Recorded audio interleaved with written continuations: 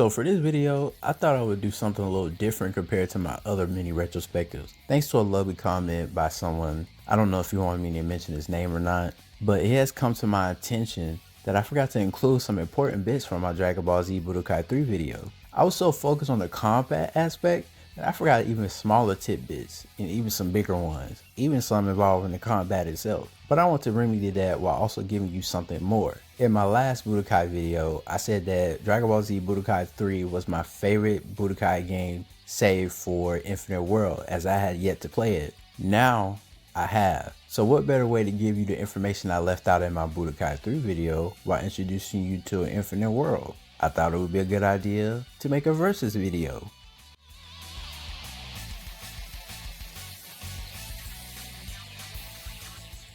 Dragon Ball Z Infinite World released November 4th, 2008 in the US, followed by the Japanese and European release on December 4th and 5th, 2008, respectively. These dates will mark the end of an era, the last Budokai game on the PlayStation 2, and the last one in the series. But not the last one in this Budokai Mini-Retrospective series. I'm still going to do the PSP games, so stay tuned for those. Infinite World's release will be a strange one. Not because it will release on the PlayStation 2 after the 360 and PlayStation 3 were already out at this point. A lot of games did, actually. In fact, the last game to release on the PlayStation 2 was Pro Evolution Soccer 2014. And my personal last game for the PlayStation 2 was NBA 2K12. But what makes this release so unique is that Infinite World came after the publisher Atari in the US, and Bandai Namco in Japan and Europe had moved on to Dragon Ball Z Burst Limit exclusively at that time for next-gen consoles only. It goes to show you the longevity of the PlayStation 2. Bandai said they wanted those who did not have access to a PlayStation 3 or an Xbox 360 to have something nice. Personally, I think it's because Burst Limit didn't sell all that well. Due to Infinite World being a few iterations in combat down the line compared to Budokai 3, this comparison video should be interesting. Infinite World Story Mode, dubbed Dragon Mission, follows the Dragon Ball Z story with the inclusion of the GT storyline like most Dragon Ball games tend to do nowadays. But what makes the story mode interesting in Infinite World is the addition of mini-games. By mini-games, I don't mean like Yakuza where they have a whole other games built within the game. I mean things like chasing Bubbles, the monkey that stays on King Kai's planet, around King Kai's planet, as he throws banana peels at you. In certain areas, you can run around a map during events that play out in the story. In these sequences, you try to find and go through gates to unlock the final one before time runs out. Coins or zenny, varying from bronze, silver, and gold color, can be collected while doing these types of missions. These go towards a final score at the end of each mission, but there are none for something like the training mode mini-game. This one is my favorite, as you can follow button prompts on the screen with great timing to complete.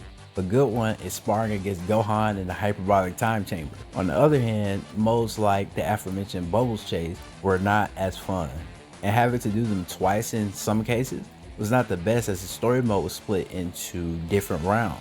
In round 1, you play the story as Goku for the most part, but with round 2, the game opens up to more characters and more stories like the movies. This is somewhat similar to the options in Budokai 3. This is one of the things I left out in my Budokai 3 analysis video. In story mode, you can unlock skills and characters in various ways. Characters more so. Dragon Universe, Budokai's 3 equivalent of Dragon Mission, allows you to fly around with the full body version of Goku or the character you are playing with at the time throughout a small map of certain areas in the Dragon Ball universe. Here you can unlock characters from the movies like Infinite World. An example would be me playing as adult Gohan and veering off the beaten path to fight Broly and then to acquire him. Another, while not a movie character, would be visiting Grandpa Gohan's house to acquire Kid Goku.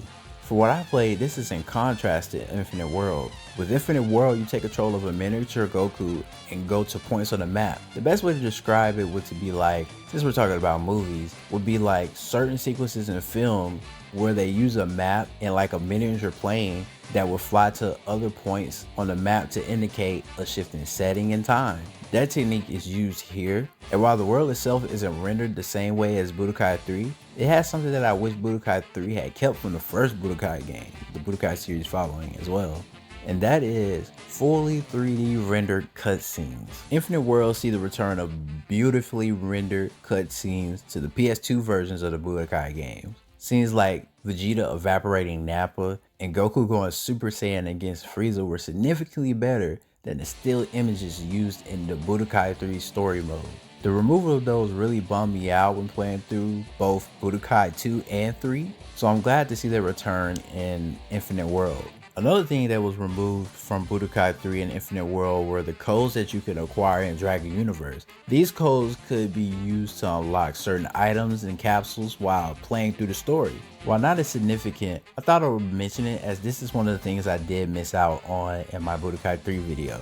Overall, I think the execution of the story goes to Infinite World. While I can't fly in Infinite World's story like Budokai 3, the additional mini-games make the story gameplay more varied and dynamic compared to Budokai 3, even with this removal of certain elements. Removing things seems to be the theme of Infinite World, like Infinite World getting rid of the World Tournament mode that has been a staple in the franchise since the first one, at least on the PlayStation 2. And gameplay wise, they removed a couple of mechanics. The first mechanic was something I forgot to put in my Budokai 3 retrospective, and it's kind of a big part because it was a part of the gameplay. And you see why I'm doing this comparison now? Yeah. And this mechanic is beam struggles. Beam struggles in Budokai 3 consist of two characters, let's just say Goku and Vegeta, throwing out a Kamehameha and a Gallic Gun respectively within the same time frame. Their beams will clash and it's up to the players to see who wins. To do this, you spin the analog stick with fervor to see which beam will overtake and win the struggle. I know this destroyed many of PlayStation 2 controllers back in the day. Maybe that's why they removed it in Infinite World. Something that was partially removed from Infinite World was Dragon Rush.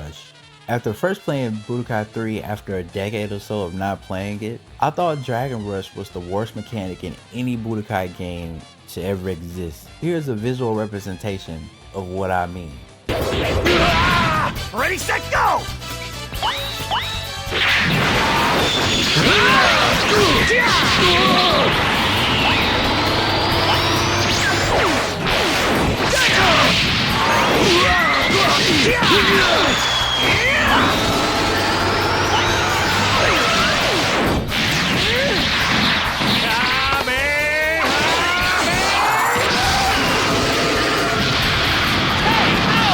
Dragon Rush is an element of hyper mode where you guess 3 different times while using the face buttons. And as I said in my Budokai 3 video, go watch that if you want, it don't really matter. Dragon Rush doesn't really do it for me as it adds unnecessary RPS to a game that would be good without it. I also said this in my Budokai 3 video. But the reason hyper mode should have been left in the draft isn't because of the hyper mode itself, it's because of Dragon Rush. Yeah, this is not what I wanted anymore after playing Infinite World, if I'm being completely honest. Hyper mode in Infinite World is where your character glows red and burns as you are invincible this whole time, only vulnerable to throws and certain knockback attacks and charge moves. I thought I would be fine with this mechanic if they got rid of Dragon Rush, but I was wrong. They needed to trash the whole system if they, in my opinion, failed to implement it in both games. In Budokai 3, once your ki runs out before using a super technique or a Dragon Rush, you enter a stun state where you have to spin the analog stick to get out of this state. I thought it was a fair trade for the invincibility even though it was still really strong. However, in Infinite World, there is no stun state after exhausting all your ki in hyper mode. I do not like this at all. It basically grants you invincibility with no repercussions. How do you take a mechanic and make it better and worse at the same time? It's kind of crazy. Speaking of stun is different in Infinite World. Stun now has its own meter that builds up the more you get attacked or attacked. Once stunned, you can extend your combo to a locked opponent as they try to spin their analog stick quickly to get out of this state. This version of stun seems to take inspiration from Street Fighter. If you don't know, Dimps are the developers of the Budokai series, and Dimps is known for making Dragon Ball Xenoverse these days, and even more so for making Street Fighter 4. Street Fighter 4, or rather Street Fighter itself, is known for having its stun mechanic. The way it is implemented differs based on the entry in the franchise, but at its core, the goal is to hit the opponent to stun. Stun being this way in Dragon Ball Z Budokai shows that the developers are taking their knowledge from other games and other games of the past and putting them into different genres, or in this case, a different franchise. And I like that quite a bit. With the exclusion of Dragon Rush and the kind of rework of hyper mode, super moves had to change as well. How they changed them in Infinite World? They changed it by adding them via button inputs. This time, they are tied to the up and E button. For those who don't know the basic inputs for the Budokai series, there are 4 buttons that span across all in the series. P is for punch, K is for kick, G is for guard, and E is for energy or ki blast. If you want a more in-depth take of the different techniques and gameplay used in the series, I implore you to watch my Budokai 3 or Budokai 1 video.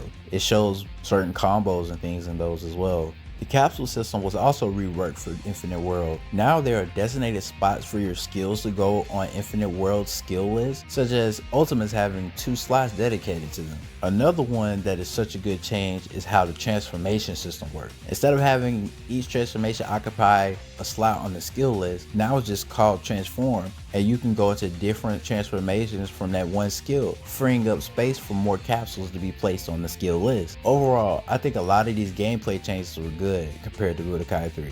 Characters themselves in combat would get good or bad changes depending on your preference. Outside of overall balance changes, characters would get new strings and moves added to their repertoire. Goku, for instance, got a change in his neutral kick button combo. A change like this morphed the way his combo routes work slightly. These strings, along with other gameplay elements, would come from later entries in the series, such as the PSP titles, Dragon Ball Z Shin Budokai, and Another Road. The other new addition is basically Super Dash. I don't know the in-game mechanic for it, what it's called, but it's Super Dash if you play Dragon Ball FighterZ. By pressing the shoulder buttons, your characters will burst forward with an aura around them for short distances at a time. Like in every Dragon Ball game that has a Super Dash or Super Dash-like mechanic, this mechanic changes the dynamic of their respective neutrals, making them more rushdown oriented. This is no different in Infinite World. Compared to Budokai 3, the game itself feels more rushdown focused and in your face. I'm no expert or competitive player for this franchise, so if anybody is and watching this video, let me know in the comments if they really do play differently as I think they do. Personally, I do like this, as I like rushdown and mid-range characters in other fighting games. Due to changes in certain strings and gameplay, a lot of what made the Budokai series better with each iteration was stripped down in this version. The combat itself is more fluid and it flows together quite well compared to Budokai 3, but with combo strings being replaced or changed, it leads to less creativity in my opinion. With these changes though, I think it makes a good entry point for those who don't want to go that much further in depth of the gameplay, while giving something to new players like the developers had intended to in the first place. Dragon Ball Z Infinite World was an interesting entry in the Budokai series. Critics did not take to it kindly. I think most of them scored it around a 5 or a 6 or a 4, even lower. But they don't matter, as you clicked on this video to hear my opinion. At least I think you did. I hope you did. And in my honest opinion, I think it's a good game. Some of the changes, such as the removal of Dragon Rush, were good, and changes some characters' moves to being more in line with what came in later entries in the franchise. And while those changes were nice, things like Hyper Mode somehow being slightly worse due to there being no repercussions, like in Budokai 3, kind of brings the gameplay down. With all that being said, which do I think is the better game? After sitting down with my thoughts and rereading what I wrote, objectively, I think I have to go with Dragon Ball Z Infinite World. I know Infinite World is not everyone's favorite Budokai. My heart right now is telling me that Budokai 3 is better, but my reasoning for not going with my heart may be solid or not. Infinite World's story reintroduces cutscenes and story mode. It's something that they removed from Budokai 1 that I wish they had been both present in Budokai 2 and 3. That, as well as the addition of pretty good mini games that make the story feel livelier than just fighting and finding the Dragon Balls. The quality of life changes in gameplay, such as transformations being pulled down into one skill slot, makes customization a lot better to handle. While changes to Hyper Mode were made worse in comparison to Budokai 3, due to stun being changed, the disappearance of Dragon Rush makes it better by far in my opinion. That, as well as the integration of super moves into regular gameplay outside of that Hyper Mode. To be honest, if they had dropped the Hyper Mode mechanic entirely, this comparison wouldn't even be close, gameplay wise. One thing I forgot to mention above was the difficulty of Infinite World. This is the toughest CPU computer I have ever experienced in any Dragon Ball game that I have ever played. It's like the developers sat down in a room and said, let's make well, it wasn't around then yet, we'll say, the demon souls of Dragon Ball games when it comes to Infinite World. I had to change the difficulty a few times to very easy just to get by certain stages or mini games in the story. Now that I'm sitting here thinking about it, I might change my mind to Budokai 3 being better just because of that. I forgot how annoying that was to get through the whole game with that difficulty setting and stuff. Man, there's also this cool Easter egg I forgot to mention in my Budokai 3 retrospective. A Cyberman can one-hit kill Yamcha if he explodes on him. And I think that's just such a cool little piece of the game. Future Math here sitting outside, so sorry if you hear any background noises. But I forgot to mention that there's also a new grab, as well as a new mechanic where you can armor through opponent's attack by pressing the key charge button and guard. As I was saying, Infinite World does these things well, but Budokai 3 still has my heart.